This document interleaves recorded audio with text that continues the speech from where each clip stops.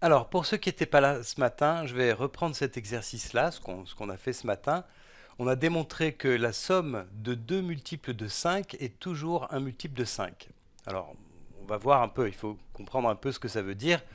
Les multiples de 5 qui sont faciles à reconnaître, c'est tous les nombres qui se terminent par un 5 ou par un 0. Donc le chiffre des unités est soit 0, soit 5. Alors je vais en prendre deux, par exemple 10 et 15. Et puis la somme, 10 plus 15, 10 plus 15, ça fait 25. Et 25, ça se termine par un 5, donc c'est un multiple de 5. Donc ça, dans ce cas-là, avec cet exemple-là, c'est vrai. Si je prends un autre exemple, je prends deux autres multiples de 5, par exemple 105 et 45. Voilà, c'est deux multiples de 5 qui se terminent tous les deux par 5. La somme, c'est 105 plus 45, ça fait 150. Et 150, c'est un multiple de 5, donc ça marche aussi. Voilà, c'est ça que veut dire là, ce qu'on va essayer de faire, c'est de montrer que c'est toujours vrai, que si je prends n'importe quel multiple de 5 et que je les additionne, deux multiples de 5, n'importe lesquels, quand je les additionne, le nombre que je vais obtenir, c'est aussi un multiple de 5.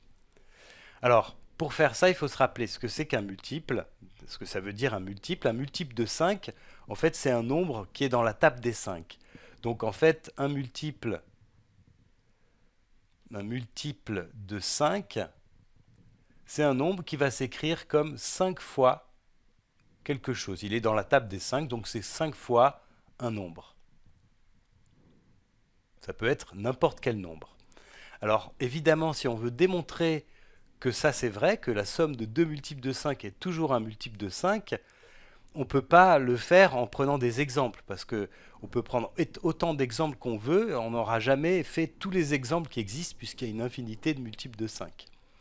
Alors on va faire autrement, il faut qu'on trouve une autre solution.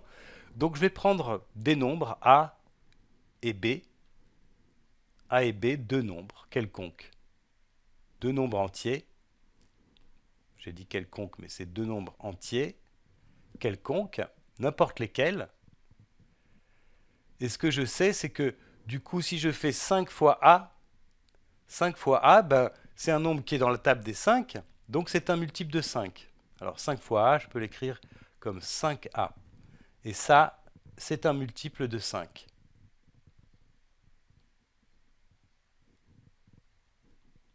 Voilà.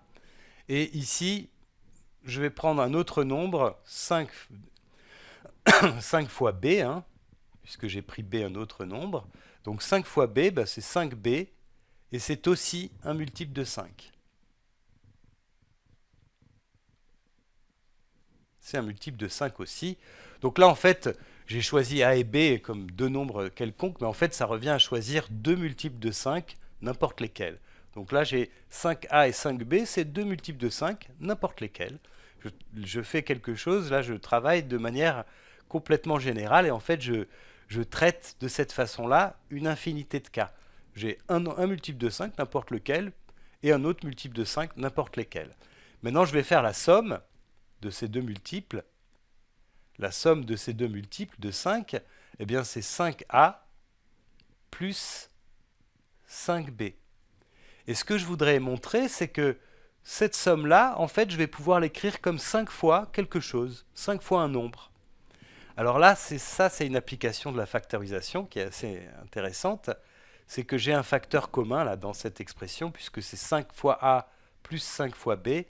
J'ai le facteur 5 qui est, qui est un facteur commun.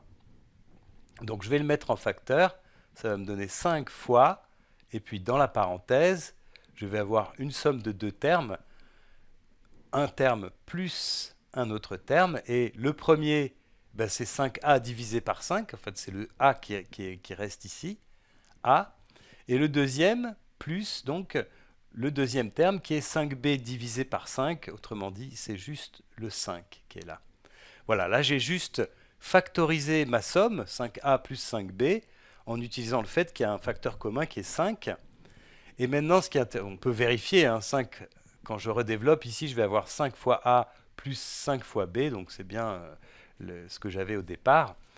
Et en tout cas, ce qui est intéressant ici, c'est que a plus b, c'est un nombre. Je ne sais pas combien il vaut et ça m'intéresse même pas de le savoir. C'est un nombre, n'importe, quel que soit ce nombre.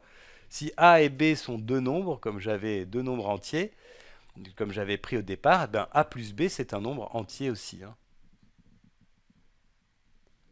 Alors ça peut être un entier relatif avec un signe, mais en tout cas c'est un nombre entier. Alors ici, ben, ce que j'ai écrit, c'est que la somme 5a plus 5b, eh ben, c'est 5 fois un nombre, donc c'est un multiple de 5. Donc ce nombre-là, c'est un multiple de 5. Multiple de 5. Voilà, juste en utilisant la définition de ce que c'est qu'un multiple de 5. C'est 5 fois quelque chose, 5 fois un nombre entier. Alors ici, alors on a terminé en fait, puisque on a pris deux nombres, deux multiples de 5 quelconques, n'importe lesquels, et on a factorisé pour montrer que la somme, c'était 5 fois un nombre entier, et donc que la somme, c'était aussi un nombre, un multiple de 5. Donc là, on a fini la démonstration, on l'a fait dans un cas complètement général. Si j'additionne deux multiples de 5, j'obtiens un multiple de 5.